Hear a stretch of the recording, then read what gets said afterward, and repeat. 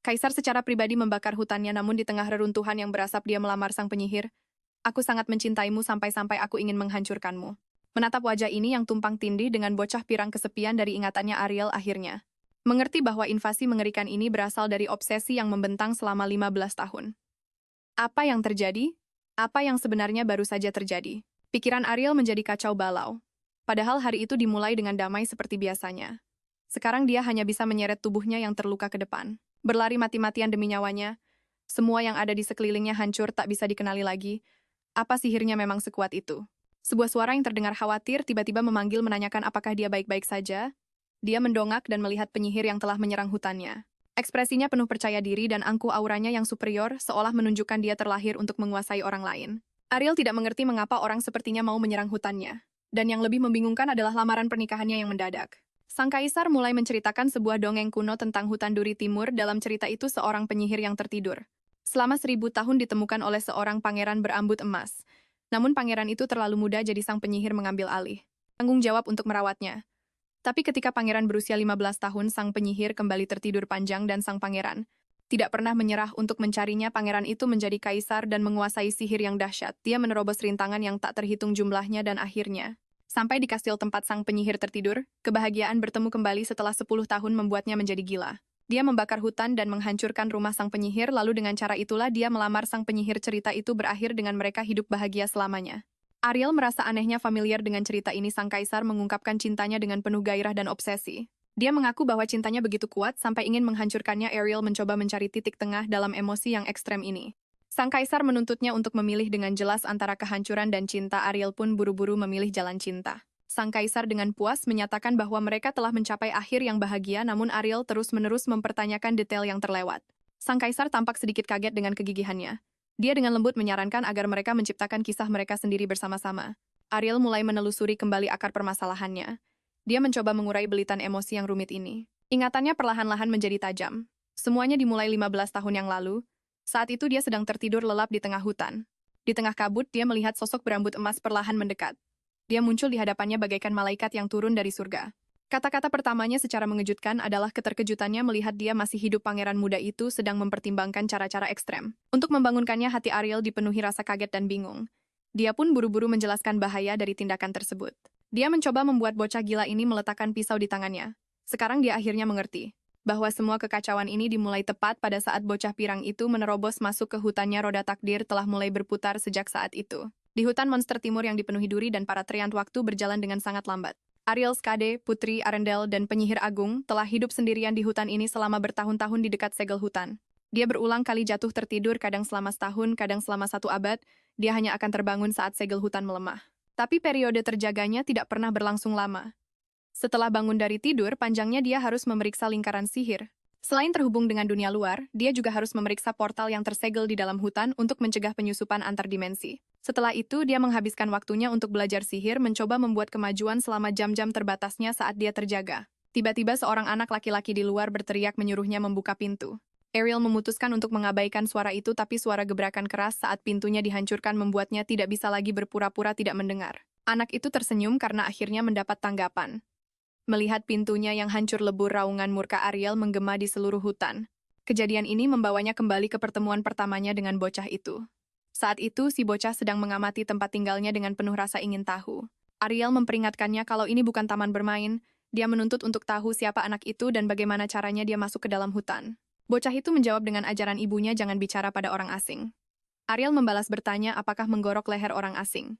Dengan pisau itu diperbolehkan. Bocah itu menjelaskan alasannya karena Ariel tidak bangun-bangun. Dia lalu menyebutkan sebuah dongeng, di mana ciuman seorang pangeran membangunkan sang putri. Ariel terkejut dan langsung bertanya apa yang sudah dia lakukan. Bocah itu dengan polosnya mengira ciuman itu tidak berhasil karena Ariel adalah penyihir. Ariel dengan marah menyangkal kalau dia terkena kutukan bocah itu, lalu melanjutkan ceritanya tentang bagaimana dia mencoba membangunkannya dengan membekap hidung dan mulutnya. Melihat wajah Ariel memucat, dia berhenti karena ibunya berpesan untuk tidak membunuh orang. Dia juga sempat berpikir untuk memukul kepala Ariel dengan batu, tapi niat itu juga diurungkan karena ajaran ibunya. Akhirnya dia memutuskan untuk mencoba membangunkannya dengan cara menusuk lehernya dengan pisau. Ariel, dengan putus asa, memberitahunya kalau menusuk leher dengan pisau juga akan membunuhnya. Ariel bersyukur dia bangun tepat waktu, terhindar dari kematian saat tidur. Bocah itu lalu bersiap-siap pergi dan Ariel berharap dia akan segera pulang. Tapi bocah itu merasakan hutan dipenuhi dengan mana milik Shade. Ariel kaget bukan main karena dia bisa mengenali kekuatan sihir. Dia langsung bertanya bagaimana bocah itu tahu namanya dan mengenali mananya. Bocah itu menjelaskan kalau dia pernah melihat lingkaran sihir milik Ariel di reruntuhan sihir kuno. Dia bilang dia bisa merasakan mana milik Ariel lebih kuat lagi di dalam hutan ini. Ariel kemudian sadar kalau mana hutan sedang berputar-putar di sekeliling bocah itu. Tiba-tiba bocah itu pamit pergi berjanji akan membawa mainan lain kali. Dia pun langsung lenyap menggunakan sebuah lingkaran sihir. Ariel merasa bakat sihir bocah itu sungguh tidak bisa dipercaya. Dia memerintahkan para penjaga Trien untuk menghadang si penyusup, tapi para Trien tidak merespon sama sekali. Tidak lama kemudian bocah itu muncul lagi tampak senang melihat Ariel sudah bangun. Ariel pun bertanya bagaimana caranya dia mendobrak pintu sebelumnya. Bocah itu menunjuk kalau si Trian yang merusak pintunya. Ariel langsung paham kalau Trian itu telah lalai dari tugasnya. Lalu dia melihat pergelangan tangan si Trian patah. Bocah itu menjelaskan kalau itu patah saat si Trian menangkapnya yang hampir jatuh. Ariel sadar kalau si Trian ternyata telah menyelamatkan bocah itu. Dia pun tahu kalau hutan ini menerima kehadiran si anak. Mana yang sangat kuat mengalir di dalam tubuh bocah itu. Para roh hutan menjadi aktif karena kekuatan sihirnya. Ariel mengeluh karena para Trian malah asyik bermain dengan bocah itu alih-alih menjalankan tugas mereka. Bocah itu mengajak si Trian untuk bermain di tanah lapang. Ariel baru saja akan bilang kalau ini bukan tempat bermain saat dia menyadari ada banyak luka di tubuh bocah itu. Luka-luka itu tampak seperti bekas pukulan atau sayatan. Bekas lukanya jelas tidak terbentuk hanya dalam 1 atau 2 hari saja. Bocah itu memakai pakaian mahal, dan terlihat bergizi jelas sekali dia berasal dari keluarga kaya. Ariel menyimpulkan kalau hanya anggota keluarga yang bisa menyakiti seorang anak dari rumah tangga seperti itu. Ariel memperingatkan dirinya sendiri untuk tidak berpikir macam-macam dan tidak ikut campur dalam masalah. Dia mengibaratkan bocah itu seperti anak anjing pirang liar milik orang lain. Dia pun memutuskan untuk terus mengabaikan anak ini. Entah dia terluka atau dipukuli, dia memutuskan untuk tidak peduli, namun dia tetap saja tanpa sadar meliriknya. Anak laki-laki itu langsung menangkap tatapannya dan menunjukkannya. Ariel berpikir seiring berjalannya waktu anak itu akan melupakan hutan. Dia berharap semuanya akan kembali damai. Tapi saat dia melihat anak itu muncul dengan tubuh penuh luka, dia tidak bisa lagi pura-pura tidak melihat. Di dalam istana yang hierarkis dan ketat, Cedric menerima perlakuan dingin karena asal-usul ibunya yang sederhana. Para pelayan istana sering berpura-pura tidak melihatnya, seolah-olah dia tidak terlihat. Tapi yang paling mengganggunya adalah saudara tirinya Brian, yang hanya 5 bulan lebih tua. Ariel dengan lembut mengoleskan obat pada luka di wajahnya, hatinya penuh belas kasihan. Dia tidak bisa mengerti mengapa ada orang yang tega menyakiti anak yang begitu manis ini dengan begitu parah. Cedric dengan tenang menjelaskan bahwa pemukulan hari ini terjadi karena dia menyebabkan kuda kakaknya mati. Untuk membalas dendam pada Brian, dia telah mempertimbangkan tindakan yang lebih ekstrem. Tapi dia teringat ajaran ibunya, kamu tidak boleh membunuh saudaramu, jadi dia memilih untuk menjegal kuda itu dengan tali. Berharap bisa membuat Brian luka ringan. Tanpa diduga kuda itu malah dibunuh dan pembalasan Brian menjadi semakin parah. Ariel mendengarkan ceritanya, emosi yang kompleks muncul di dalam dirinya. Cedric melanjutkan mengatakan dia pernah ingin membutakan Brian. Tapi peringatan ibunya, kamu tidak boleh mencelakai saudaramu, menghentikannya lagi. Dia berencana untuk menepati janjinya pada sang ibu dan bertahan sampai dewasa. Ariel dalam hati merasa bersyukur setidaknya ajaran ibunya bisa menahannya. Dia dengan penasaran bertanya tentang keadaan ibunya sekarang. Dia sudah meninggal.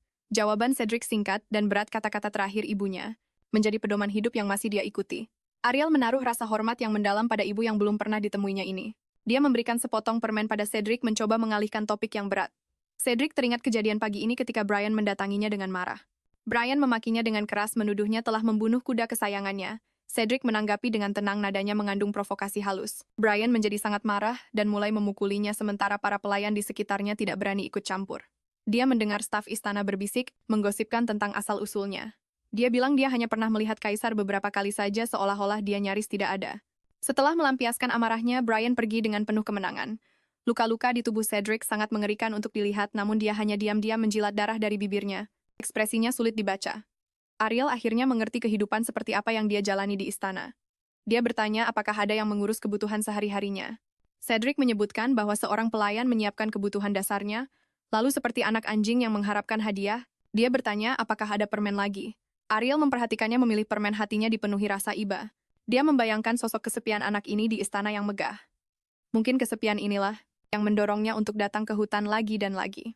Dia dengan hati-hati memeriksa luka-lukanya, terkejut menemukan bahwa luka itu sembuh lebih cepat dari biasanya. Cedric menggodanya apakah dia benar-benar seorang penyihir karena bisa membuat obat yang begitu manjur. Ariel buru-buru menyangkalnya dan memberitahukan namanya. Cedric juga memberikan nama lengkapnya dan mengizinkannya menggunakan nama panggilan Cedi. Nama panggilan yang akrab ini membuat mereka semakin dekat. Ariel dengan lembut mengelus rambutnya, mengundangnya untuk datang ke hutan kapan saja. Cedric memperhatikan senyum lembutnya yang jarang terlihat dan sedikit tertegun. Sejak hari itu, Sadie datang ke hutan lebih sering lagi. Meskipun dia sering datang dengan luka baru, kondisi mentalnya jelas membaik. Ariel bertekad untuk mengembangkan obat yang lebih manjur. Obat-obatan berharap bisa membantunya. Dia meyakinkan dirinya kalau dia hanya perlu tinggal bersamanya sampai pria itu tidak lagi membutuhkan hutan ini. Setiap kali merawat luka-lukanya, dia melakukannya dengan sangat hati-hati dan lembut. Dia berharap setidaknya di sini, pria itu bisa merasakan kehangatan karena diperhatikan. Namun suatu hari suara langkah kaki yang tak asing membawa firasat buruk. Cedric muncul dengan wajah penuh darah, sambil memegang belati yang masih meneteskan darah. Bibirnya menyunggingkan senyum yang mengerikan, matanya bersinar dengan tidak wajar. Ariel memanggil namanya dengan kaget, rasa cemas yang kuat menyelimuti dirinya. Darah di tubuhnya jelas bukan miliknya sendiri yang membuatnya semakin panik. Cedric menyebut nama Brian, dan dia langsung berasumsi. Brian telah menyiramkan darah padanya, dan dengan marah mengecam tindakan yang keterlaluan itu. Tapi Cedric kembali menyebut kuda milik Brian mengingat kejadian pada hari itu. Brian sengaja membawa kuda baru untuk pamer dan memprovokasinya. Para pelayan memperingatkan bahwa kuda itu belum jinak dan sangat berbahaya. Brian sengaja memilih kuda yang paling besar dan paling berbahaya untuk menakut-nakuti Cedric. Dia tiba-tiba mencambuk pantat kuda itu dengan keras menggunakan cambuk, dan kuda itu meringkik ketakutan lalu menyerbu ke arah Cedric. Di saat yang genting, tepat saat kaki kuda itu akan menginjak Cedric, darah menyembur dari lehernya. Kuda itu langsung roboh dan mati, dan Brian membeku kaget melihat kejadian itu. Cedric dengan tenang berkata, hampir saja seolah itu hanya masalah sepele. Brian sangat ketakutan sampai terkencing di celana dan lari tunggang langgang. Ariel mendengarkan cerita itu dengan perasaan campur aduk. Cedric membela diri mengatakan bahwa situasinya berbahaya dan dia bertindak untuk melindungi diri. Ariel menghiburnya mengatakan bahwa mengutamakan keselamatan dalam situasi seperti itu memang benar, tapi yang dikhawatirkan Cedric justru adalah lain kali dia harus berdiri lebih jauh agar tidak kecipratan darah. Ariel merasa sangat putus asa dan memutuskan untuk membersihkan pria itu terlebih dahulu sebelum mendidiknya pelan-pelan. Saat proses membersihkan noda darah itu, ternyata sangat sulit dihilangkan yang membuatnya semakin frustrasi. Untungnya ada pakaian milik Daniel yang bisa dia pakai sehingga situasi canggung bisa dihindari. Ariel bertanya kenapa tidak ada yang curiga melihatnya berjalan di rumah dengan tubuh berlumuran darah. Cedric berkata pelayan yang mengurusnya sering tidak ada, sepertinya sangat sibuk. Ariel langsung sadar kalau ini adalah pengabaian yang disengaja dan menjadi khawatir dengan keadaannya. Cedric bilang itu tidak masalah dan mengutip ajaran ibunya semasa hidupnya. Ibunya memberitahunya bahwa setelah beliau pergi, Cedric akan sendirian. Jika ada orang yang mendekatinya, mereka pasti punya niat buruk dan dia harus selalu waspada. Ariel akhirnya mengerti niat tulus dari ibu Cedric. Sebelum meninggal, sang ibu melakukan segalanya untuk mengajari anaknya cara bertahan hidup, memikirkan bagaimana meninggalkan anaknya yang masih kecil untuk menghadapi dunia sendirian. Beliau pasti sangat sedih. Hati Ariel ikut sakit membayangkan kekhawatiran sang ibu. Tiba-tiba Cedric memuji Ariel, menyebutnya cantik. Ariel merasa kaget sekaligus senang, tapi Cedric menjelaskan kalau yang dia maksud bukanlah penampilannya melainkan warna-warni bercahaya di sekelilingnya. Dia mendeskripsikan dengan detail sebaran warna yang dilihatnya, titik-titik cahaya merah, kuning, dan hijau. Ariel pun sadar, dengan terkejut bahwa pria itu bisa melihat warna dari aliran mana. Ini adalah bakat yang hanya dimiliki penyihir hebat dan dia merasa ini sungguh luar biasa. Dia buru-buru menarik Cedric untuk bereksperimen, bahkan tidak peduli untuk mengambil roti. Ariel menunjukkan padanya pola-pola lingkaran sihir, mengajarinya untuk menyambungkan titik-titik warna yang dia lihat. Dia menjelaskan jika Cedric benar-benar bisa melihat mana, belajar sihir akan 2 kali lipat lebih efektif. Cedric mengikuti arahannya menyambungkan titik cahaya merah dan hijau. Sungguh mengejutkan, hanya dengan menyambungkan 2 titik saja sebuah lingkaran sihir berhasil terbentuk. Sebuah lingkaran sihir api raksasa langsung terbentuk dengan kekuatan yang luar biasa. Cedric sangat gembira karena berhasil merapalkan sihir. Ariel sangat terkejut, memanggil lingkaran sihir api tingkat menengah hanya dengan 2 poin mana adalah bakat yang belum pernah ada sebelumnya. Pada saat itu, seekor Tryon dengan panik menepuk bahu Ariel. Dia berbalik dan mendapati Tryon itu dilalap oleh api yang berkobar-kobar. Ariel panik menyuruh Cedric merapal sihir air untuk memadamkan api. Cedric dengan mudahnya menggambar lingkaran sihir air dan langsung memadamkan apinya. Dia dengan gembira berkata bahwa dia hanya menggambar pola yang dilihatnya dan lingkaran sihir itu muncul secara otomatis. Ariel benar-benar syok. Bakat anak ini jauh melampaui bayangannya. Bertemu dengan jenius seperti itu di hutan terlarang ini membuatnya merasa ini adalah takdir yang telah diatur. Timbul keinginan kuat dalam dirinya untuk mendidik anak ini menjadi penyihir yang hebat. Ariel memeluk Seti yang basah kuyup di lengannya sementara hatinya mengalami pergulatan batin yang hebat. Di satu sisi dia ingin menjadikan Cedric muridnya, tapi di sisi lain dia khawatir dengan sifatnya. Dia mencoba meyakinkan diri sendiri bahwa sihir tidak memerlukan kepribadian, yang penting hanyalah kemampuan untuk menggunakannya. Dia juga cemas bahwa waktu yang berjalan lambat di hutan ini akan memengaruhi perkembangan normal anak itu.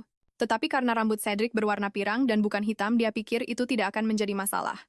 Akhirnya, keinginannya mengalahkan logikanya. dan dia memutuskan untuk menerima Cedric sebagai muridnya. Cedric yang melihatnya bergumam sendiri pun bertanya dengan rasa ingin tahu.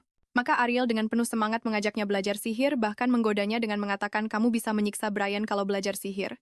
Cedric pun ikut bersemangat dan setuju untuk mencobanya. Ariel segera pergi ke perpustakaan bawah tanah untuk memilihkan buku sihir yang tepat untuknya. Melihat semangat Ariel, Cedric tiba-tiba merasakan kehangatan karena diperhatikan seseorang. Ariel menemukan buku sihirnya, tapi sadar telah melewatkan satu masalah. Dia terkejut saat mengetahui bahwa Cedric tidak bisa membaca tulisan di dalam buku. Mengira ini adalah perbuatan keluarganya, Ariel menjadi semakin bertekad untuk mengajarinya dengan benar. Dia pun mencari buku yang cocok untuk belajar membaca. Namun dia malah menemukan buku bergambar anak-anak di antara buku-buku sihir tebal itu. Dia pun mengeluh. Kenapa Daniel sampai mengoleksi buku bergambar, tapi Cedric yang diam-diam mengikutinya mendengarnya dan menjadi penasaran. Ariel menjelaskan dengan sedih bahwa Daniel sudah lama meninggal dan dia tidak mau membicarakannya lagi. Cedric seketika itu juga terpukau. Oleh koleksi perpustakaan bawah tanah yang begitu luas, Ariel memutuskan untuk mengajarinya secara sistematis dimulai dari belajar membaca. Pembelajaran mereka terus berlanjut, dari musim panas hingga akhir musim gugur sampai salju mulai turun di luar jendela. Cedric telah belajar banyak huruf kuno, dan kemajuannya sangat pesat. Tetapi setelah kelas usai dia menyarankan bahwa dia bisa belajar sihir tanpa perlu membaca. Perkataannya itu langsung memicu sanggahan keras dari Ariel. Dia mengomel tanpa henti menunjukkan sisi fanatiknya terhadap sihir. Cedric mencoba kabur tetapi Ariel memanggilnya kembali. Dia mengeluarkan sebuah buku berisi lingkaran sihir sederhana. Untuk dipelajari Cedric di rumah, Cedric menerima buku itu dengan senang hati, matanya berbinar-binar penuh semangat. Dia kemudian memeluk buku itu erat di dadanya, menganggapnya sebagai hadiah yang sangat berharga. Melihat Cedric begitu menghargainya, hati Ariel pun ikut menghangat. Malam itu Cedric belajar dari buku sihir itu semalaman suntuk. Dia sangat bersemangat, karena bisa mempelajari pengetahuan sihir yang begitu luas.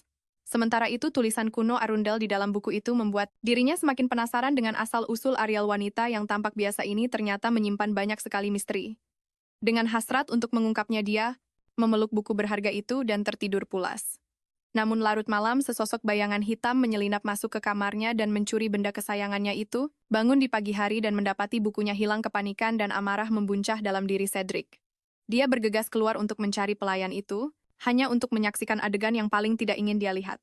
Pelayan itu sedang memberikan buku itu kepada Brian yang wajahnya menunjukkan cibiran menghina. Brian mengejek kalau asal-usul buku itu tidak jelas, dan curiga itu adalah barang curian.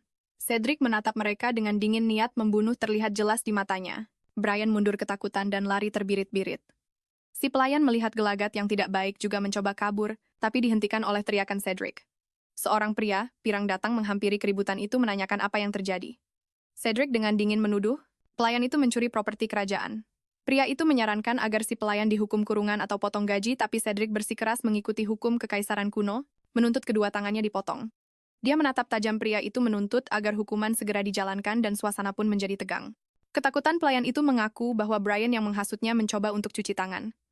Sebelum dia selesai bicara, sebilah pedang melesat, darah muncrat, dan si pelayan menjerit kesakitan. Pria itu menjalankan hukuman dengan dalih fitnah terhadap keluarga kerajaan. Kemudian dia berbalik dan pura-pura khawatir pada Cedric. Cedric tetap tanpa ekspresi, seolah adegan berdarah itu bukan urusannya. Para pelayan yang menonton berbisik ketakutan, semua menganggapnya sangat tidak normal dan mengerikan. Dia mengabaikan semua tatapan mereka, fokus hanya pada cara untuk mengambil kembali buku sihir itu. Dia sudah terbiasa dengan adegan semacam ini karena selalu dipandang berbeda seumur hidupnya. Ingatannya melayang kembali ke masa ketika ibunya masih hidup. Di suatu sore yang cerah di taman, seekor kucing putih kecil menggesekkan tubuhnya dengan manja, membuatnya geli. Ibunya dengan lembut menjelaskan ini adalah cara kucing menunjukkan kasih sayang walau tidak begitu paham. Dia meniru gerakan si kucing dengan kaku menyandarkan kepalanya ke sang ibu. Ibunya tertawa dan dengan sabar mengajarinya cara mengelus kucing dengan lembut. Akan tetapi dia dengan bingung menyamakan kucing itu dengan bunga yang lembut. Secercah kekhawatiran melintas di mata ibunya, tahu bahwa perjalanan untuk mengajarinya akan panjang. Namun kehangatan itu segera hancur oleh kenyataan pahit. Saat perjalanan pulang, mereka menemukan bangkai kucing itu dalam kondisi mengenaskan. Kenangan indah dan akhir yang berdarah terpatri dalam di hatinya. Ibunya menatap bangkai kucing itu, air matanya jatuh tanpa suara. Menduga mungkin kucing itu ditendang kuda. Melihat hal itu, Cedric mengulurkan tangan untuk mengelus kepala si kucing. Ibunya dengan lembut menahan tangannya sambil menggeleng pelan. Dia membungkuk dan dengan sabar menjelaskan bahwa saat ini dia seharusnya merasa sedih dan menyarankan agar mereka mengubur kucing itu bersama. Mereka menggali lubang kecil di sudut taman dan dengan hati-hati meletakkan kucing itu di dalamnya. Ibunya memberikan Cedric seikat bunga aster yang baru dipetik, menandakan dia harus memberikannya pada si kucing. Meskipun Cedric belum memahami arti dari kesedihan, Dia merasa tindakan ini pantas. Dia berkata pelan kucing itu cantik dan bunga ini juga aku harusnya menyukai mereka. Ibunya mengangguk lega menyemangatinya untuk terus belajar tentang ekspresi emosi. Untuk anaknya yang istimewa ini, ibunya mencurahkan seluruh baktinya. Dia berulang kali mengajarinya aturan dunia jangan membunuh siapapun, jangan lukai siapapun, dan sembunyikan kemampuanmu. Cedric dengan patuh menyetujuinya, tapi dia sadar raut wajah ibunya semakin pucat. Menjelang ajalnya ibunya menggunakan kekuatan terakhirnya untuk berkata, ibu menyayangimu lalu menutup matanya selamanya. Keinginan terakhirnya adalah agar Cedric bertemu seseorang yang bisa dia hargai. Dia berharap akan muncul seseorang yang bisa membuat hatinya yang tak acuh itu bergetar. Di pemakaman ibunya, Cedric menaruh bunga di atas kuburan wajahnya tidak menunjukkan ekspresi apa-apa. Dunianya selalu berwarna abu-abu. Dan setelah kepergian, ibunya dunianya kehilangan sisa warnanya. Apakah orang yang berharga untuk disayangi itu benar-benar ada? Dia sering merenungkan kata-kata terakhir ibunya hari demi hari dunianya menjadi semakin monoton dan membosankan. Hingga suatu hari dia menemukan sebuah lingkaran sihir kuno di sudut halaman istana di atas lingkaran sihir yang terbengkalai ini. Melayang titik-titik mana berwarna-warni di dunianya yang kelabu titik-titik cahaya ini tampak luar biasa cemerlang. Dia mengenali ini sebagaimana dari penyihir agung Askeda karena pernah merasakan aura serupa pada barang-barang antik saat dia mendekat. Mana di dalam dirinya tanpa sadar terserap oleh lingkaran itu saat berikutnya dia mendapati dirinya terpindahkan ke hutan yang asing. Di tengah hutan berdiri sebuah rumah kecil, dan dengan penasaran dia mendorong pintunya hingga terbuka. Di sana dia melihat Ariel tertidur di atas ranjang. Yang mengejutkannya adalah Ariel memancarkan warna-warna cemerlang sebuah pemandangan yang belum pernah dia lihat sebelumnya. Titik-titik mana mengelilinginya membuatnya tampak berkilauan.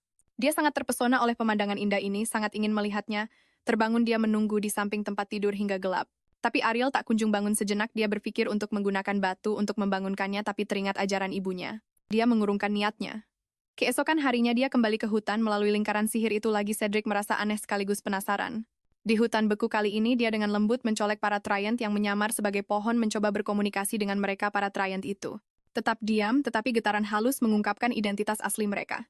Dia teringat catatan tentang penyihir agung Eshketa dalam naskah kuno istana dengan mana yang begitu pekat di sini dia jadi semakin penasaran dengan wanita yang tertidur itu.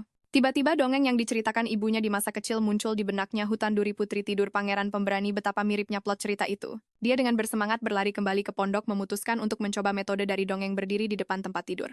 Dia dengan hati-hati membungkuk dan dengan ringan mencium kening Ariel. Hatinya dipenuhi harapan percaya bahwa ciuman ini bisa membangunkan sang putri tidur. Waktu berlalu menit demi menit tetapi Ariel tidak menunjukkan reaksi apapun. Harapannya perlahan-lahan memudar dan dia mulai meragukan penilaiannya. Mungkin dia bukanlah seorang putri melainkan penyihir terkutuk. Karena kehilangan kesabaran dia mengeluarkan pisau kecil yang dibawanya. Karena cara-cara lembut tidak efektif, mungkin rasa sakit bisa membangunkannya tepat saat bilah pisaunya hendak menyentuh lehernya. Ariel membuka matanya, dia awalnya bingung lalu terkejut dan marah melihat pisau di dekat lehernya, tapi Cedric justru benar-benar terpikat oleh mata emas itu. Melupakan pisau di tangannya, mata ini lebih indah dari yang dia bayangkan. Seolah berisi bintang-bintang. Pada saat itu dia akhirnya mengerti apa yang dimaksud ibunya tentang seseorang yang ingin kau miliki. Kenangan itu perlahan memudar, dan Cedric mendapati dirinya berada di pondok Ariel.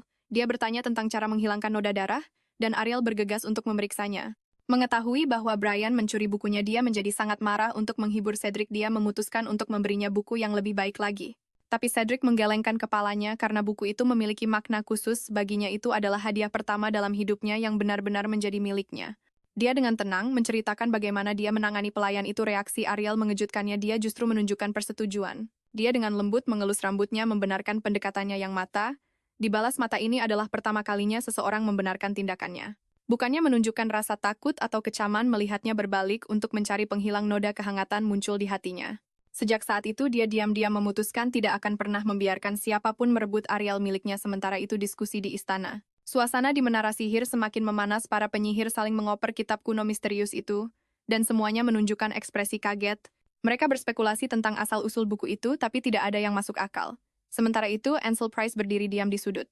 Sambil mendengarkan argumen semua orang, dia dengan jeli menyadari perbedaan antara lingkaran sihir di buku itu dengan sistem yang sudah ada. Saat diskusi mereda, dia diam-diam meninggalkan menara sihir untuk melapor di sebuah ruang rahasia yang didekorasi mewah. Dia memulai laporannya dengan hormat.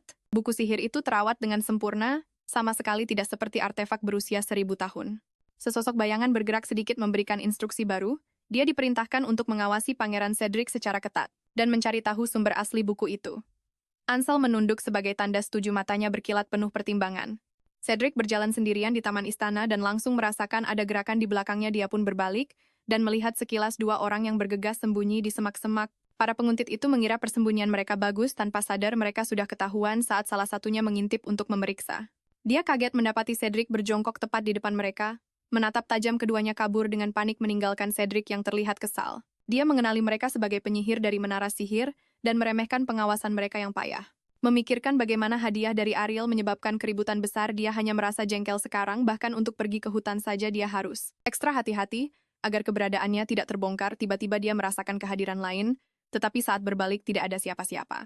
Kehadiran kali ini jauh lebih tersembunyi, bahkan dia tidak dapat melacaknya dengan akurat setelah memastikan tidak ada orang di sekitarnya. Dia segera menuju lingkaran sihir dan pergi. Setelah dia menghilang, Ansel muncul dari persembunyian sambil menghela napas lega.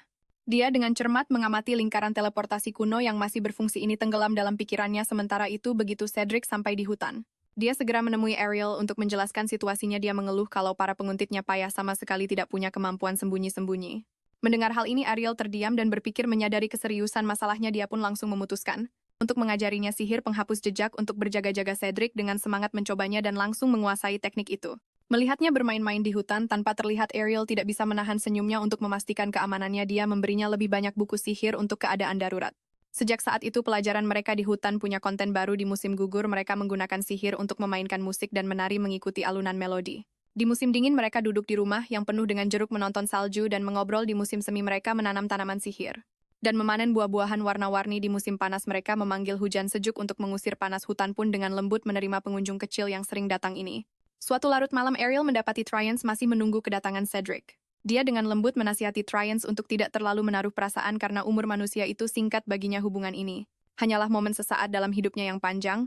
Namun meski begitu, dia menghargai kehangatan langkah ini. Waktu berlalu, dan Cedric pun perlahan tumbuh dewasa. Suatu hari dia memakai kemeja peninggalan Daniel, dan ternyata ukurannya sangat pas. Dia pergi ke ruang kerja untuk bertanya pada Ariel apakah dia boleh menyimpan kemeja ini. Barulah Ariel sadar dengan kaget bahwa kemeja yang dulu kebesaran kini pas sempurna di tubuhnya. Dia menatap pemuda jangkung di hadapannya, tiba-tiba sadar akan berlalunya waktu. Cedric telah tumbuh dari seorang anak kecil menjadi seorang pemuda. Ariel dengan lembut menanyakan usianya saat ini. Cedric dengan bangga mengumumkan bahwa usianya 15 tahun. Dia menunjuk perbedaan tinggi badan mereka sesumbar kalau dia akan segera melampauinya. Padahal diam-diam dia berjinjit, tapi Ariel menyadari ada sesuatu yang aneh. Dia tumbuh dengan normal di hutan yang waktunya melambat. Penemuan ini membuatnya berpikir keras, keningnya berkerut tanpa sadar. Larut malam, dia datang sendirian ke lingkaran sihir. Cahaya bulan menyinari wajahnya yang cemas. Sang Trian menemaninya dalam diam, seolah merasakan kegelisahannya. Dia menyadari mana milik Cedric mungkin lebih kuat dari segel hutan jika terus dibiarkan. Begitu dia dewasa sepenuhnya, segel itu pasti akan hancur. Tiba-tiba dia teringat kehancuran perang saat itu. Rasa sakit dari masa lalu masih menyesakkan dadanya. Dia bertekad untuk bertindak dan mencegah tragedi terulang kembali. Jadi dia merapal mantra untuk memblokir saluran transmisi mana lingkaran sihir itu. Keesokan paginya, Cedric tiba di lingkaran sihir seperti biasa. Dia dengan terampil memasukkan mananya, namun mendapati lingkaran sihir itu sama sekali tidak merespons. Dia mencoba berkali-kali, tapi lingkaran sihir itu tidak mau aktif. Kecemasan muncul di wajahnya saat dia menyadari ada yang salah di hutan. Dia mulai meneriakkan nama Ariel dengan kencang. Suaranya penuh dengan kepanikan. Panggilan Cedric terus berlanjut dari fajar hingga senja tanpa henti. Di sisi lain, lingkaran sihir, Ariel mendengar dengan jelas panggilannya. Dia duduk menghadap lingkaran sihir, memejamkan mata untuk mendengarkan dalam keheningan. Ariel berbisik kepada Sang Trian bahwa hari ini pada akhirnya akan datang juga. Kembali ke pondok, dia menemukan jejak kehadiran Cedric di mana-mana. Buku-buku sihir yang berserakan dan cangkir teh yang diletakkan sembarangan semua mengingatkannya pada keberadaan Cedric. Dia mengambil mantel yang ditinggalkan Cedric. Aroma pria itu masih melekat di sana. Beberapa helai rambut keemasannya di lantai berkilauan terkena sinar matahari. Dia tersenyum pahit, teringat bagaimana dia selalu bilang kalau Cedric merontokkan rambut seperti anak anjing. Setiap sudut ruangan seolah menceritakan kisah kebersamaan mereka. Dia memutuskan untuk mulai bersih-bersih. Tiba-tiba rasa pusing menyerangnya dan dia merasakan kantuk yang tak asing lagi. Ini adalah pertanda tidur panjangnya, yang akan segera tiba, sesuatu yang sudah biasa dia alami. Dia melihat pekerjaan bersih-bersih yang belum selesai dan memutuskan untuk membiarkan semuanya berjalan apa adanya. Dia berharap saat dia bangun nanti, berlalunya waktu akan melunturkan semua ini. Hujan deras mengguyur halaman istana larut malam. Cedric masih berjaga di depan lingkaran sihir, menolak untuk beranjak. Di balik tirai hujan, hanya sosok kesepiannya yang tersisa bersama dengan panggilannya yang terus-menerus. Di koridor istana, para pelayan berbisik-bisik tentang Pangeran Cedric, perilaku anehnya. Mereka bilang dia menghabiskan waktu seharian di dekat lingkaran sihir di halaman dengan panik meneriakkan sebuah nama. Tepat saat itu, Cedric yang tampak kacau kebetulan lewat membubarkan kerumunan itu dalam ketakutan. Dia bergumam sendiri tentang mencari jalan ke hutan. Ekspresinya tampak kosong. Di tikungan dia tidak sengaja menabrak seorang pria berambut putih yang sepertinya sudah menunggu. Pria itu bertanya dengan pura-pura khawatir, tapi Cedric dengan kasar menepis tangannya. Cedric memperingatkannya dengan tajam untuk tidak menyentuhnya lalu berbalik dan pergi. Dia menyerbu masuk ke perpustakaan dengan panik mencari setiap buku tentang sihir hutan. Satu persatu buku dia lempar ke lantai. Tapi dia tidak menemukan informasi yang berguna. Catatan tentang hutan monster sangatlah langka membuatnya semakin frustrasi. Tiba-tiba dia teringat bagaimana Ariel pernah memberinya banyak buku sihir untuk dipelajari sendiri. Saat itu Ariel berkata kalau dia akan sibuk dan menyuruhnya untuk menghafal semua lingkaran sihir terlebih dahulu.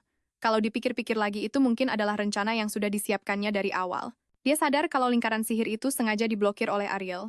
Amarah meledak dalam dirinya saat dia bersumpah akan menemukan cara lain untuk masuk ke hutan itu. Larut malam dia kelelahan dan akhirnya tertidur lelap di antara tumpukan buku. Beberapa pelayan memanfaatkan kesempatan untuk masuk dan membersihkan dengan hati-hati merapikan buku-buku yang berserakan. Salah satu dari mereka tidak sengaja menyentuh buku sihir kesayangannya. Cedric langsung terbangun dan mencengkeram pergelangan tangan orang itu dengan kasar. Dia mengancam dengan kejam akan memotong tangan mereka dan mengusir semua orang keluar.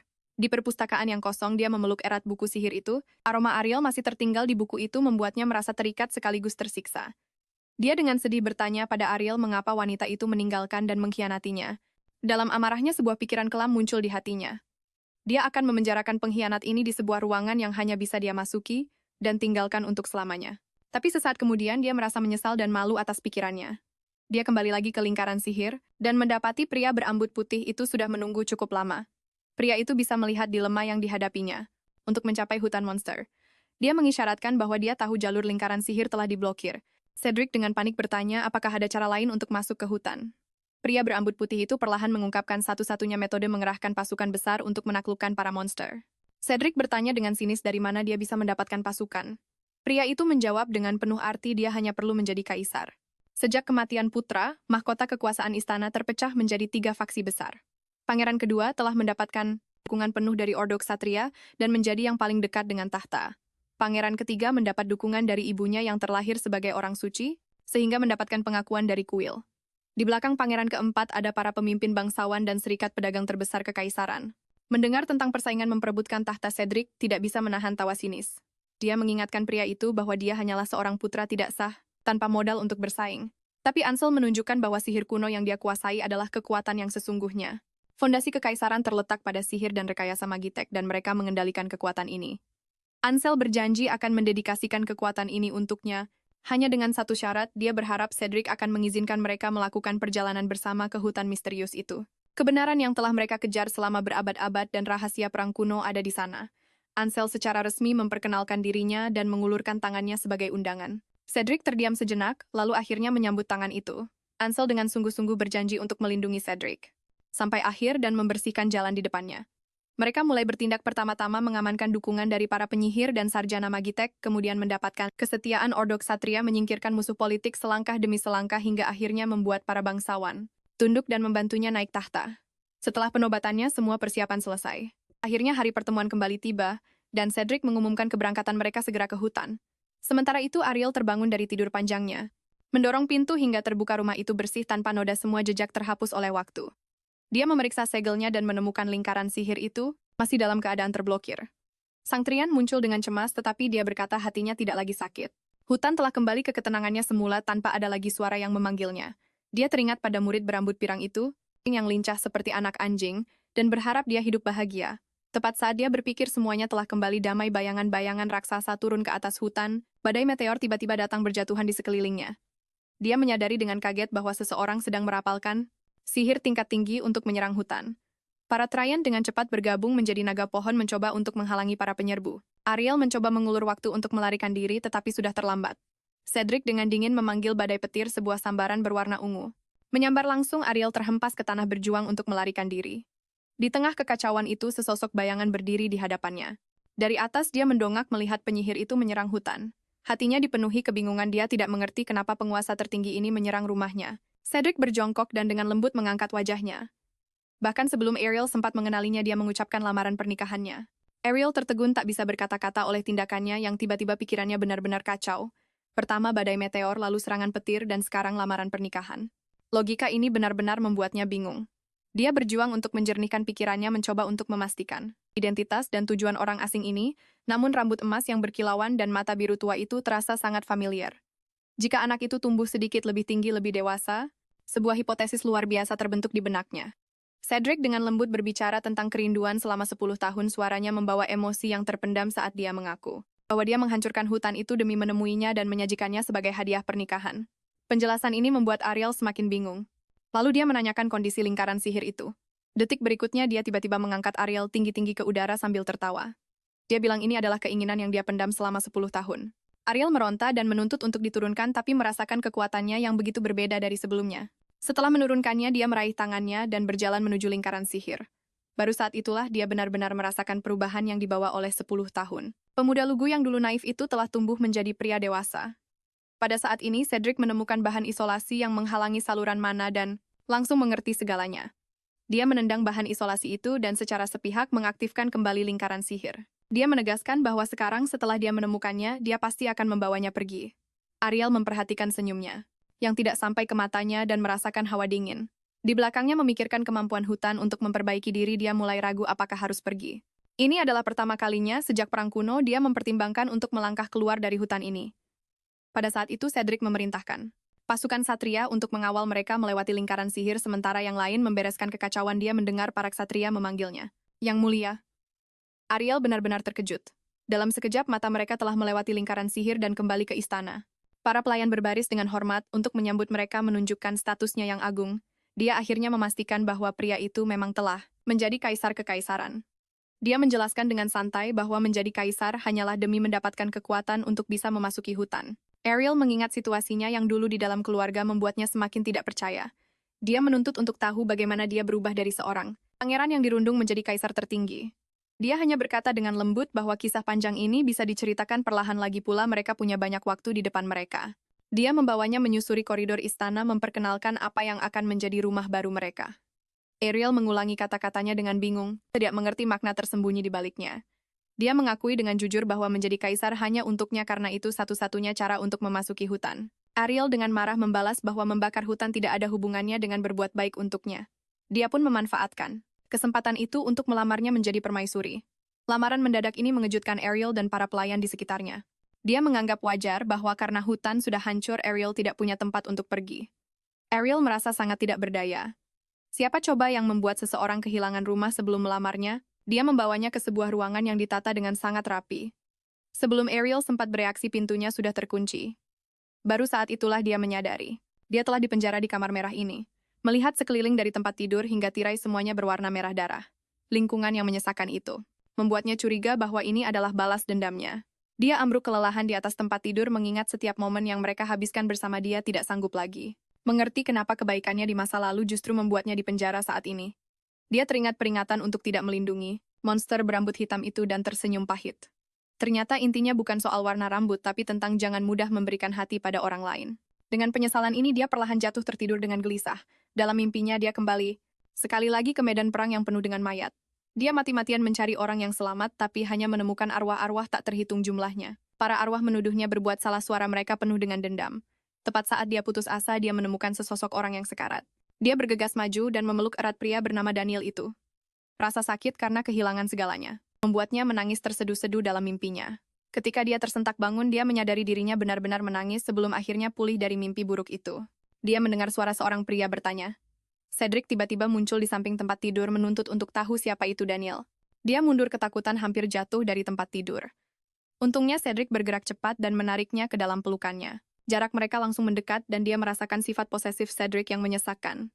Wajahnya memerah, dan jantungnya berdebar kencang karena kedekatan yang tiba-tiba ini membuatnya bingung dan memalingkan muka. Cedric tidak memberinya kesempatan untuk bernapas, memojokkannya lagi ke tempat tidur untuk menanyakan siapa Daniel. Ariel mencoba mendorongnya tapi sadar kekuatannya jauh melebihinya, membuat pria itu sama sekali tak bergeming.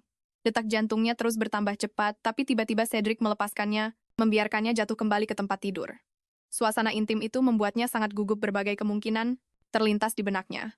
Namun detik berikutnya Cedric mengangkatnya tinggi-tinggi lagi, seperti mengulang permainan mereka di masa lalu. Dia dengan lembut menurunkannya di tepi tempat tidur, nadanya terdengar penuh toleransi dan kesabaran. Dia mengerti kalau Ariel punya rahasia, dan bersedia menunggu sampai hari di mana Ariel membuka hatinya dengan sukarela. Lalu dia bertanya dengan cemas kenapa Ariel mimpi buruk. Ariel pun mengeluh kalau kamar yang penuh warna merah ini membuatnya tidak bisa tidur. Mencurigai ini adalah cara Cedric balas dendam. Cedric tidak mengerti kenapa Ariel tidak suka dengan dekorasi ini. Ariel dengan marah menuduhnya membuat kamar itu jadi menakutkan seperti lautan darah. Baru saat itulah Cedric menjelaskan kalau dia ingat Ariel pernah bilang merah adalah warna favoritnya. Ingatan pun muncul dan Ariel teringat memang pernah mengatakan hal itu di taman hutan.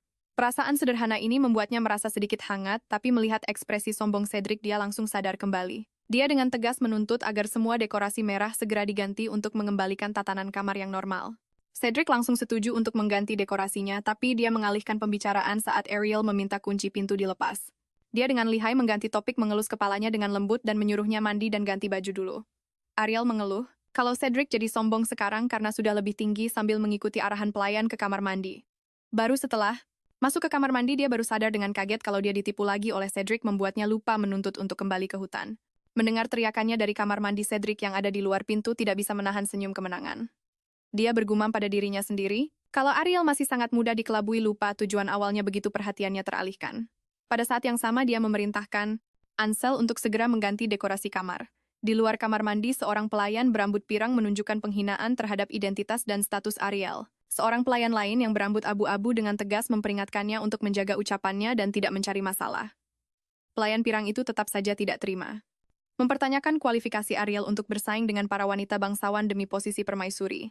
Pelayan berambut perak itu menanggapi dengan tenang menyatakan dia tidak ingin terlibat dalam perselisihan ini dan mengingatkannya sekali lagi untuk menjaga mulutnya.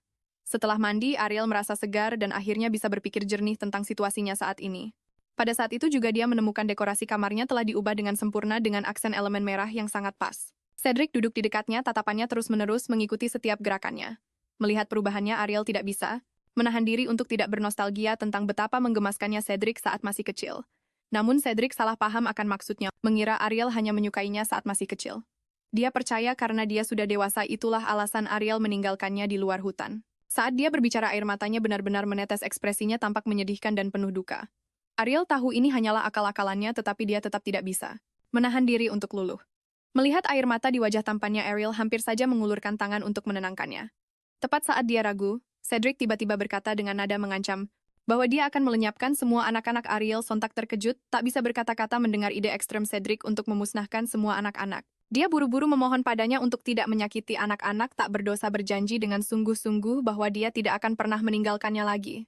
Cedric langsung mengambil kesempatan itu untuk menariknya ke dalam pelukannya mendaratkan ciuman lembut di keningnya. Dia kemudian memberi isyarat bahwa untuk hari ini sudah cukup dengan penuh pengertian memberinya ruang untuk sendirian. Ariel menatap kepergiannya dengan bingung dari dalam kamar hatinya dipenuhi tanda tanya besar. Di luar pintu, Cedric menunjukkan senyum penuh arti matanya tampak dalam. Dia diam-diam memasang sihir penyegel yang kuat. Di luar ruangan memastikan Ariel tidak bisa kabur. Dia akan memenjarakannya sepenuhnya melenyapkan segala kemungkinan untuk melarikan diri. Dia teringat, malam yang penuh keputusasaan itu, saat dia memanggil nama Ariel di tengah hujan. Bertekad untuk tidak mengulangi kesalahan yang sama, dia bersumpah untuk menjaga Ariel di sisinya selamanya. Istana, ini adalah sangkar emas megah yang dibuat dengan cermat khusus untuknya. Bahkan dalam kematian Ariel hanya bisa mengakhiri hidupnya di dalam istana ini. Sementara itu hutan monster dipenuhi dengan aura sihir ungu gelap yang menyeramkan. Seorang penyihir terkejut saat menemukan sebuah segel kuno raksasa. Semua orang terkejut oleh skala dan kekuatan segel itu, tidak ada yang berani bertindak gegabah. Akhirnya mereka memutuskan untuk segera melaporkan penemuan besar ini kepada Kaisar. Ansel pun melaporkan situasinya kepada Cedric. Gua itu yang memancarkan aura tak menyenangkan terlihat sangat terlarang. Setelah penilaian awal ini, kemungkinan besar adalah segel yang ditinggalkan oleh penyihir agung Eskadi. Mengingat tidak ada seorang pun yang bisa mematahkan sihir sekuat itu, penyelidikan untuk sementara dihentikan. Di kamar Ariel, seorang pelayan baru saja membantunya mengenakan pakaian yang pas di badan. Pelayan berambut pirang itu untuk sementara akan bertanggung jawab melayani kebutuhan sehari-harinya. Setelah menyerahkan daftar fasilitas istana, dia dengan hormat mengundurkan diri. Ariel mengira itu hanyalah panduan biasa dan tidak terlalu memikirkannya. Namun saat membuka daftar itu, dia terkejut karena tidak bisa mengenali satupun tulisan di sana. Baru saat itulah dia menyadari bahwa selama dia tertidur panjang di hutan aksara di dunia luar telah berevolusi. Dulu Cedric bukanlah buta huruf, dia hanya tidak bisa membaca aksara kuno. Berpikir bahwa dirinya telah menjadi buta huruf di zaman ini, Ariel seketika merasa sangat malu. Dia bergegas mengejar pelayan itu untuk meminta bantuan tetapi ragu-ragu untuk berbicara. Dia khawatir jika ketahuan tidak bisa membaca dia akan menjadi bahan ejekan. Tepat pada saat itu perhatiannya tertuju pada sebuah hiasan di dinding. Tulisan di atasnya terasa sangat akrab dan secara naluriah dia mengulurkan tangan untuk menyentuhnya. Pelayan itu dengan panik menghentikan tindakannya, nadanya terdengar menegur. Dia berkata itu adalah artefak berharga peninggalan seorang penyihir agung dari 1000 tahun yang lalu dan tidak boleh disentuh. Disentuh sembarangan. Ariel terkejut karena 1000 tahun telah berlalu jauh di luar dugaannya. Yang membuatnya geli sekaligus miris adalah artefak yang disebut-sebut itu ternyata hanyalah coretan isengnya di masa lalu. Pelayan itu terus mengomel menuntut agar orang rendahan sepertinya belajar tata krama yang pantas. Kata-kata ini benar-benar membuat Ariel murka, dan dia memutuskan untuk tidak tinggal diam lagi. Dia menatap lurus ke arah pelayan itu dengan tatapan berwibawa. Auranya langsung membuat pelayan itu kewalahan. Dia mempertanyakan apakah menghina tamu kaisar sesuai dengan tata krama istana. Pelayan itu terintimidasi oleh sikap agungnya yang tiba-tiba muncul dan menjadi salah tingkah di bawah tekanan Ariel. Pelayan itu gemetar dan berlutut memohon ampun. Ariel mengulurkan tangan menekan kepalanya memberinya pelajaran untuk tidak meremehkan tamu kaisar. Berpikir bahwa ini mencerminkan sikap tidak hormat orang-orang terhadap kaisar, dia pun menjadi semakin marah. Mengingat bagaimana Cedric dirundung saat masih kecil, hatinya terasa sakit. Dia khawatir bahkan sebagai seorang kaisar Cedric masih belum tahu cara membangun wibawanya. Saat itu juga Cedric tiba setelah mendengar keributan dan menanyakan situasinya. Dia dengan perhatian melepas mantelnya dan menyampirkannya pada Ariel, khawatir gadis itu masuk angin. Ariel segera memberitahunya tentang masalah para pelayan istana yang kurang disiplin. Dia dengan serius menganalisis bahwa hal ini akan memengaruhi wibawa kekaisaran dan harus ditangani dengan tegas. Cedric dengan cerdik menangkap kesalahpahaman dalam kata-katanya, dan seketika mendapat sebuah ide cemerlang. Dia segera memasang tampang lemah dengan mata yang berkaca-kaca. Dia dengan memelas memohon Ariel untuk melindunginya persis seperti anak anjing yang terluka. Taktik ini berhasil dengan sempurna dan hati Ariel langsung luluh. Dia dengan sungguh-sungguh berjanji akan melindunginya dengan nada yang tegas namun lembut. Cedric tersenyum penuh kemenangan dalam hati, rencananya berhasil. Dia kemudian bertanya, dengan khawatir mengapa dia bergegas keluar. Ariel ragu apakah harus mengakui bahwa dia buta huruf mengingat dulu dialah yang mengajari Cedric membaca, dan sekarang justru harus meminta bantuannya. Dia merasa sangat malu. Akhirnya dia hanya bisa terbata-bata mengakui bahwa dia tidak bisa membaca tulisan modern. Mendengar ini, Cedric menunjukkan senyum penuh arti. Dia buru-buru menjelaskan bahwa dia hanya tidak bisa membaca tulisan modern tapi sangat mahir tulisan kuno. Tapi dia tetap diam-diam bersukacita karena telah menemukan kelemahan wanita itu. Namun detik berikutnya dia mengalihkan pembicaraan ke masa lalu. Dulu dia pasti akan dengan sabar mengajarinya apa saja. Tapi Ariel memilih untuk meninggalkannya. Ariel gelagapan oleh tuduhannya yang tiba-tiba matanya tampak panik. Tapi dia tiba-tiba memasang wajah lembut dengan senyum tipis di bibirnya. Dia dengan santai berkata tidak akan mengajarinya membaca, agar wanita itu selamanya bergantung padanya. Sebelum kata-katanya selesai, dia mengunci Ariel kembali di kamar mengabaikan semua protesnya. Di balik pintu, dia menghentakkan kakinya dengan marah mengumpat Cedric tidak tahu terima kasih. Di luar pintu, Cedric menunjukkan senyum penuh arti. Dia merasa kesalahpahaman Ariel tentang kekuasaannya yang tidak stabil cukup menggelikan. Ketika Ansel bertanya apakah dia ingin meluruskan kesalahpahaman itu, dia dengan santai menggeleng. Sebaliknya, dia malah memuji sikap agung yang ditunjukkan Ariel. Yakin kalau Ariel memiliki latar belakang yang tak diketahui. Lalu tatapannya beralih ke pelayan yang masih berlutut, gemetaran suaranya tiba-tiba menjadi dingin. Pelayan itu membela diri dengan gemetar, suaranya terdengar seperti isak tangis. Dia tertawa dingin menunjukkan bahwa dengan meremehkan Ariel sama saja dengan menampar wajahnya sendiri.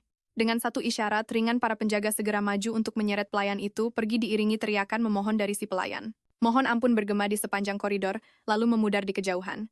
Dia dengan dingin memerintahkan reformasi total terhadap suasana tak pantas di istana. Sementara itu, rumor di luar istana tentang wanita misterius itu semakin memanas. Orang-orang berbisik bahwa wanita itu kasar dan bodoh, tidak pantas untuk kaisar. Mereka berspekulasi apakah sang kaisar memang lebih menyukai wanita tak berbudaya seperti itu. Di istana, para desainer membungkuk hormat pada Ariel.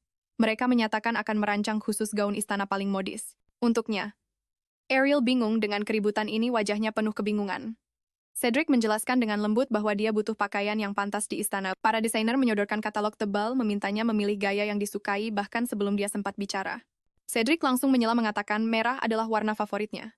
Ariel buru-buru menghentikannya, memperingatkan agar tidak ikut campur sembarangan. Dia menggerutu bahwa Cedric pasti akan membuat gaun yang merahnya menyakitkan mata. Cedric tersenyum konyol, wajahnya menunjukkan ekspresi polos seolah baru saja ketahuan. Para desainer saling berpandangan, merasa pola interaksi ini anehnya terasa akrab. Seseorang bergumam pelan bahwa ini seperti melatih hewan peliharaan sendiri. Lalu mereka menutup mulut dengan ngeri, sadar telah salah bicara, namun wanita di depan mereka memang tampak sedang menjinakkan seekor binatang buas dan sang kaisar dengan rela menerimanya seperti anjing golden retriever yang memohon-mohon. Tak lama rumor bahwa kaisar memiliki seorang penjinak binatang buas menyebar ke seluruh istana. Mendengar ini, Ariel merasa malu sekaligus kesal, berharap bisa menemukan lubang untuk bersembunyi. Dia merasa buta huruf saja sudah cukup memalukan, dan sekarang ini malah menambah garam di atas luka. Dia bertekad apapun yang terjadi dia harus meninggalkan tempat merepotkan ini, tapi kenyataan bahwa dia tidak punya uang dan tidak tahu jalan membuatnya benar-benar bingung. Setelah berpikir panjang, dia mengusulkan ingin memeriksa lingkaran sihir. Dia dengan santai menyatakan rasa penasarannya tentang kondisi lingkaran sihir saat ini. Cedric mengangguk penuh pengertian dan menyetujui permintaannya. Dia juga secara misterius berkata punya kejutan untuknya. Ariel mengikutinya keluar pintu dengan curiga. Hatinya merasa tidak tenang. Tak lama kemudian dia mengerti apa yang disebut kejutan itu dan terkejut hingga tak bisa berkata-kata. Seluruh hutan monster telah dipindahkan utuh ke istana. Begitu melihat mereka, para treant langsung berlari gembira, cabang-cabang mereka bergoyang riang. Cedric tersenyum dan memegang dahan-dahannya dengan lembut, mengatakan kalau treant itu masih mengenalinya dengan mudah. Adegan beralih ke hari penyerangan hutan. Naga pohon mengaum untuk menghadapi musuh, tapi membeku saat melihat siapa yang datang. Ia segera berubah kembali menjadi wujud yang familiar, yaitu treant kecil, dan langsung menangis.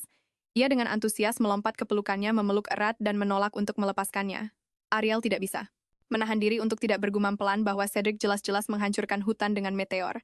Cedric membela diri dengan sedih, mengatakan dia sengaja menghindari area inti dan menyembuhkan semua bagian yang rusak. Sekarang dengan membawa mereka ke istana, mereka bisa melindungi hutan sekaligus mengawasi lingkaran sihir, mencapai dua tujuan sekaligus. Dia lalu dengan bangga menyatakan bahwa mereka sudah berteman baik sejak kecil. Ariel tersenyum tak berdaya lalu membungkuk untuk mengamati lingkaran sihir dengan saksama. Sambil berpikir keras dia menemukan bahwa lingkaran sihir ini seharusnya berada di Arendelle Selatan tapi sekarang muncul di istana. Dia bertanya-tanya bagaimana posisi tetap portal itu bisa berubah. Cedric menjelaskan dengan lembut bahwa ini adalah reruntuhan kuno yang ditemukan di ladang. Seorang kaisar yang sangat menyukai sihir sengaja membangun istana baru di atas reruntuhan itu. Sayangnya tidak ada yang tahu cara menggunakan lingkaran ini, jadi akhirnya ditinggalkan. Dia berkata dengan tulus bahwa lingkaran sihir yang terlupakan inilah yang telah menyatukan mereka. Wajah Ariel langsung memerah dan jantungnya berdebar kencang. Dia buru-buru mengalihkan pembicaraan, memuji betapa bagusnya lingkaran sihir itu terawat.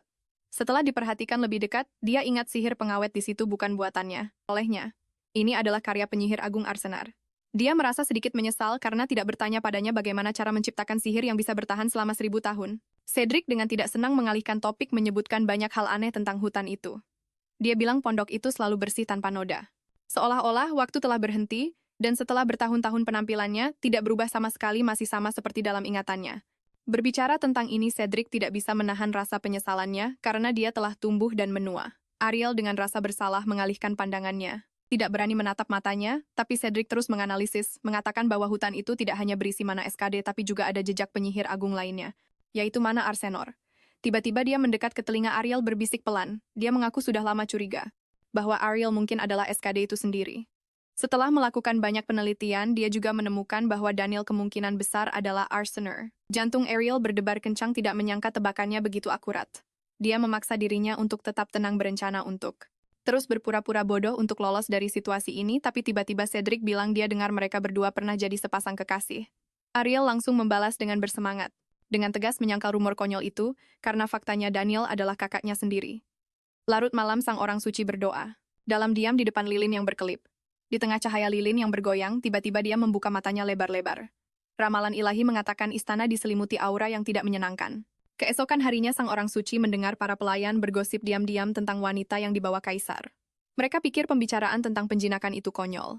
Tapi yang lebih konyol lagi adalah kaisar ingin menjadikannya permaisuri. Saat melihat sang orang suci mendekat, mereka langsung diam dan membungkuk. Orang suci Violet berdiri di sana dengan tenang mendengarkan percakapan mereka. Cahaya bulan menyinari wajahnya yang cemas. Dia berkata pelan bahwa istana memang sudah menjadi berbeda. Daniel bukan hanya penyihir agung terkenal Arslanar, tapi juga kakak kandung Ariel. Kedua kakak beradik itu seperti anak-anak di keluarga biasa, selalu bertengkar dan berkelahi main-main, namun memiliki ikatan yang sangat kuat.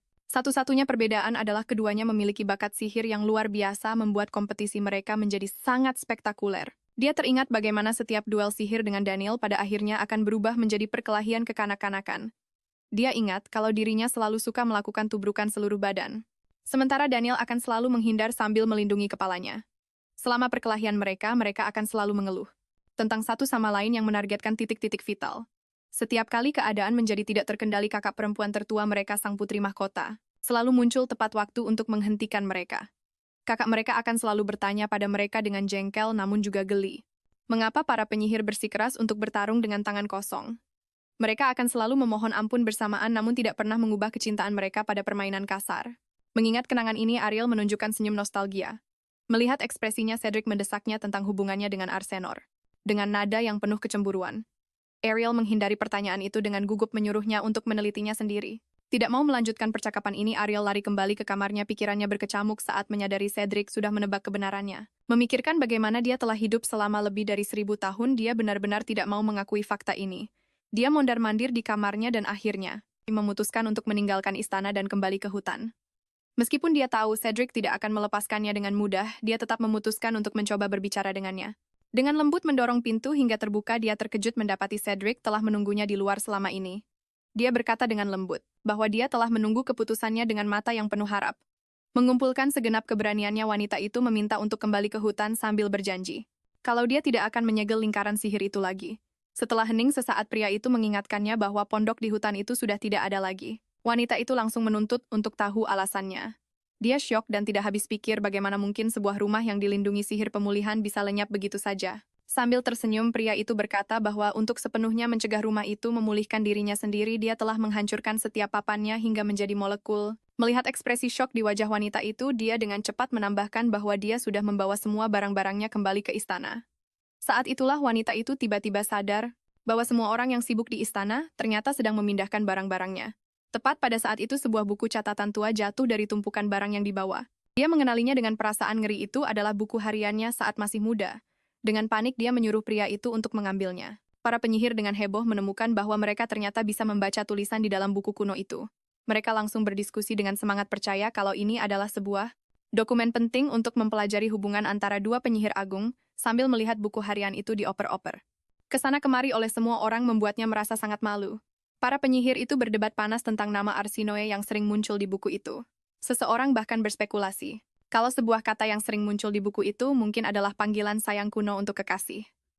Wanita itu menjerit dalam hati. Padahal itu jelas-jelas kata yang dia pakai untuk memaki Daniel. Ekspresi Cedric menjadi semakin gelap, nadanya terdengar penuh amarah yang tertahan. Dia melihat api cemburu di mata pria itu dan buru-buru menjelaskan kalau ini semua salah paham. Akhirnya setelah terus didesak olehnya, wanita itu tak punya pilihan selain mengakui bahwa dirinya adalah Eshkaida. Pria itu tersenyum penuh kemenangan lalu berkata dengan lembut kalau dia sebenarnya sudah menebak kebenarannya, tapi dia bersikeras ingin mendengar Ariel sendiri yang mengatakan rahasia itu. Ariel akhirnya mengakui identitasnya dan sangat ingin mengambil kembali barang-barangnya. Melihat para penyihir yang matanya berbinar-binar penuh rasa ingin tahu, dia tahu mereka tidak akan melepaskannya begitu saja. Tiba-tiba mendapat ide cemerlang, dia sengaja menggunakan psikologi terbalik mengatakan kalau Cedric benar-benar kaisar yang menyedihkan. Cedric yang suasana hatinya langsung membaik segera memerintahkan Ansel untuk mengambil buku harian itu. Ansel pun dengan sigap merebut buku harian itu dari para penyihir. Frederick mengambil buku harian itu, dan dengan rasa penasaran, membolak-baliknya ingin sekali tahu rahasia apa yang ada di dalamnya. Baru saat itulah Ariel teringat kalau pria itu bisa membaca tulisan kuno, dan dia langsung melompat panik. Dia mencoba merebutnya, tapi pria itu sengaja mengangkat buku harian itu tinggi di atas kepalanya, membuatnya tak terjangkau meski Ariel sudah berusaha berjinjit sekuat tenaga. Ariel menghentakkan kakinya dengan kesal mengancam. Jika pria itu berani mengintip isinya, dia akan langsung kembali ke hutan. Ancaman itu bagaikan sumber air es yang langsung memadamkan senyum di wajahnya. Ekspresinya menjadi kelam, suaranya sedingin es. Dia berkata kalau Ariel selalu bicara soal pergi dengan begitu mudahnya, padahal selama wanita itu pergi dia harus terus-menerus menekan kegelapan di dalam hatinya. Suaranya berubah serak saat dia menceritakan betapa putus asanya perasaannya selama bertahun-tahun hanya bisa menatap lingkaran sihir yang tersegel itu. Dulu dia bersumpah tak peduli cara apapun yang harus ditempuh, dia akan bertemu dengannya lagi.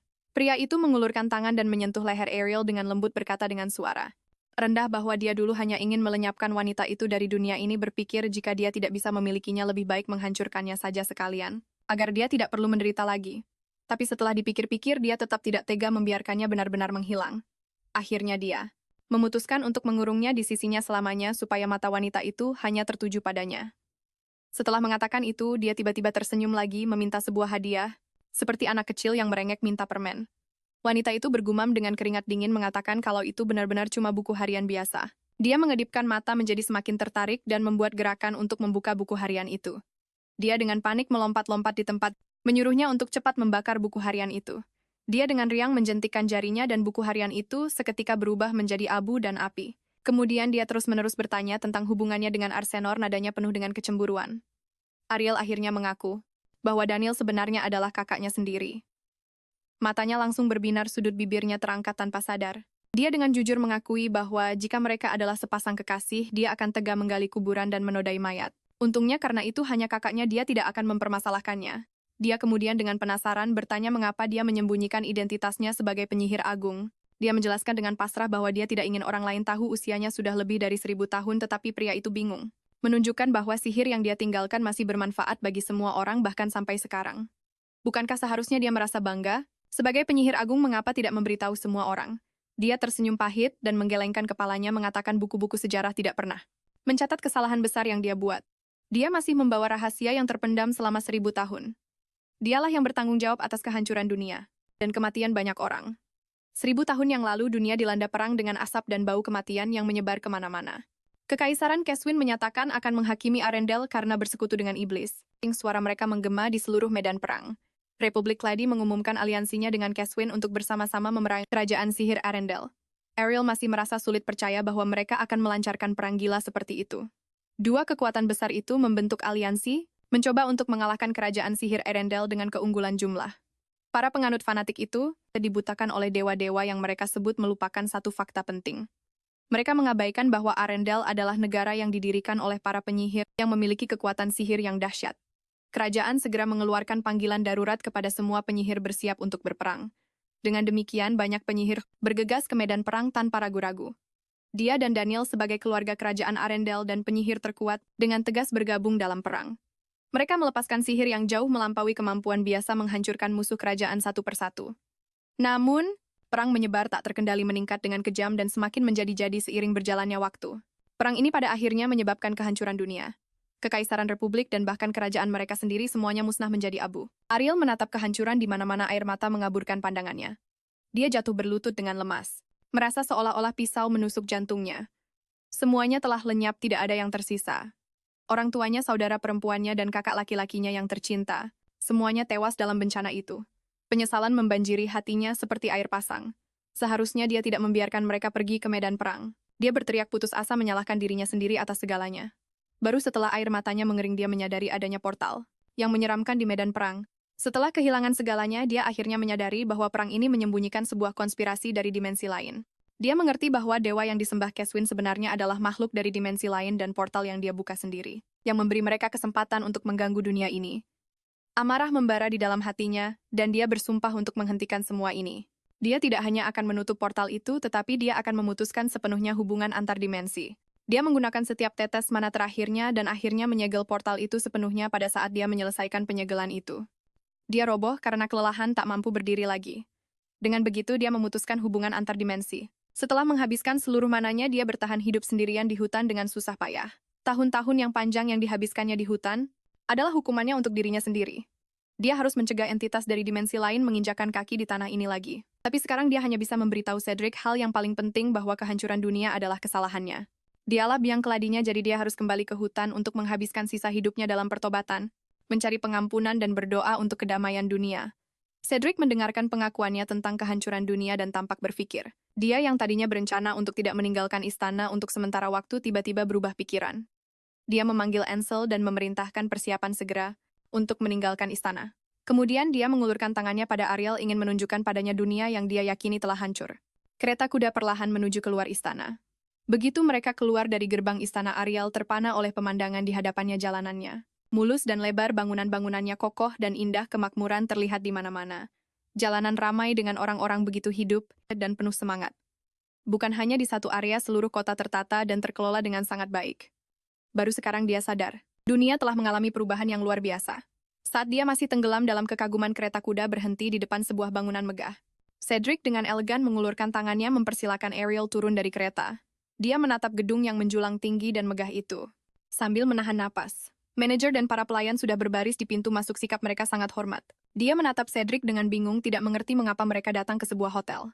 Pria itu secara misterius berkata ingin membawanya ke titik tertinggi untuk melihat pemandangan terindah. Berdiri di dek observasi lantai paling atas, dia memberinya isyarat untuk melihat keluar jendela. Awalnya langit tampak tenang dan damai, tidak ada yang aneh sama sekali. Tiba-tiba sebuah lingkaran sihir raksasa perlahan muncul di udara. Sesaat kemudian, sebuah kapal udara yang ramping dengan anggun melewati lingkaran sihir itu. Mulutnya terbuka lebar karena takjub, tidak bisa mempercayai apa yang dilihatnya. Cedric menjelaskan dengan lembut bahwa ini adalah sistem transportasi udara yang baru dikembangkan. Dia membuka jendela membiarkannya melihat lebih jelas. Lebih banyak kapal udara mengikuti satu persatu, membentuk lengkungan anggun di langit. Dia dengan bangga menjelaskan bahwa ini semua adalah teknologi baru yang muncul dalam beberapa tahun terakhir.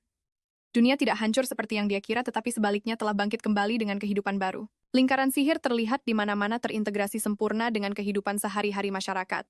Dunia yang benar-benar baru ini lebih indah dari yang pernah dia bayangkan.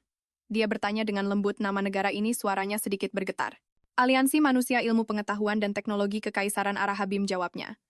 Nama ini membangkitkan ingatannya yang telah lama tersegel dalam kebingungan. Dia seakan kembali ke sore itu 1000 tahun yang lalu saat dia membahas perang dengan Daniel. Daniel pernah menyebutkan sebuah aliansi kecil di selatan yang menolak sihir.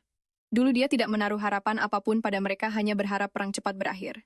Dia tidak pernah membayangkan aliansi kecil ini tidak hanya akan bertahan hidup tetapi juga berkembang menjadi kekaisaran yang begitu kuat. Penjagaan dan penantiannya selama 1000 tahun akhirnya memiliki makna. Pada saat ini air mata haru mengalir tanpa suara. Dia akhirnya berhenti menyalahkan dirinya sendiri. Cedric dengan lembut menyeka air matanya, gerakannya begitu halus seolah sedang memegang harta yang tak ternilai harganya. Dia dengan tulus mengajaknya untuk menyaksikan masa depan dunia ini bersama.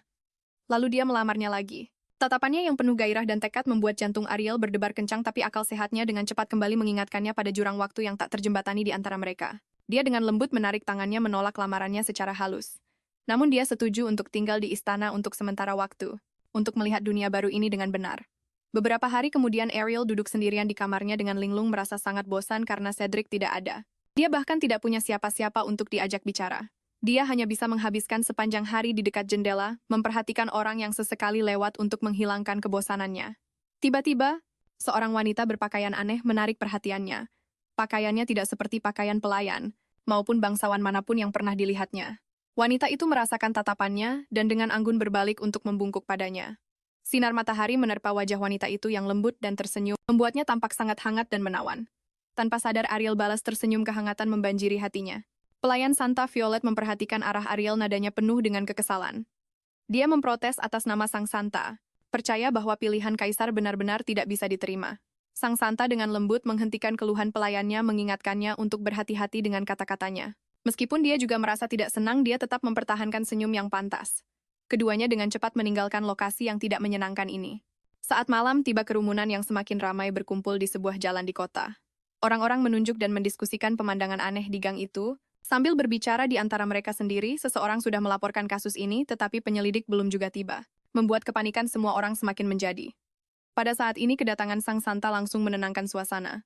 Dia dengan hati-hati mengamati jejak di tanah, ekspresinya perlahan menjadi serius. Dia mengenali ini sebagai jejak dari semacam upacara ritual, dan ini bukan kejadian yang pertama. Beberapa orang di kerumunan mulai berspekulasi bahwa ini adalah ulah sebuah sekte sesat. Suasananya menjadi semakin tegang.